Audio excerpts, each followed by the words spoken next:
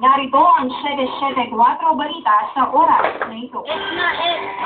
Pinasusunod ng Philippine Drug Enforcement Agency o PDEA ng Food and Drugs Administration sa lahat ng importers, distributors at mga supermarkets sa kanilang opisong by poppy seeds. Ang poppy seeds ay bahagi ng opium na kasamang ipinagbabawas yun ng comprehensive dangerous drugs law, pagpapalabas ng Joint Advisory Committee upang maalis sa merkado ang mga produkto mayroong poppy seeds.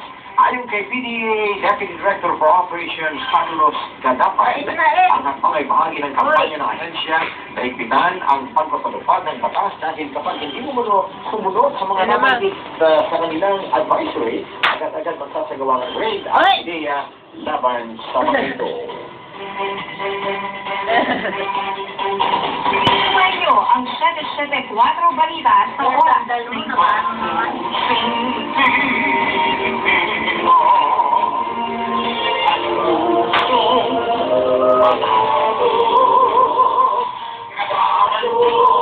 Nasarapan. Kaya...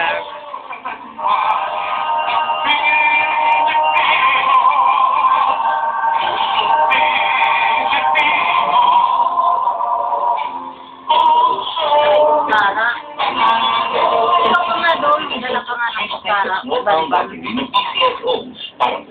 pa kain ng ano. Para tuloy na tayo, mga minamahal namin subscriber, magandang tanghali po.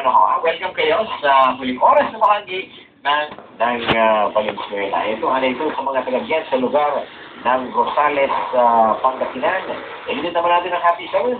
At sa itong taong kaarawan ngayong araw na ito, ang si Corazon Hason Baldassar Papani ay napubuhan kay Consigal Ice and Lico.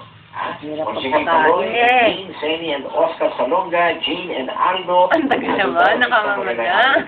Okay, sige. Ito, isang mga nakawin din. Tagal naman ng pagkara.